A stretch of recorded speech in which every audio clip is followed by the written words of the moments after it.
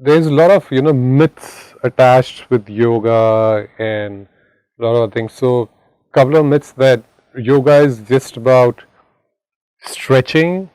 Is that so? Just take on a couple of them. So, what's your take on these that yoga is about stretching? Is it all that there is, or you think there's more to it? Uh, Stretching is a major part of yoga. And through stretching and getting into certain yogic asanas, it involves an immense amount of stretching. Stretching, it just strengthens the sinuses and the ligaments which holds the muscular and the skeletal system together.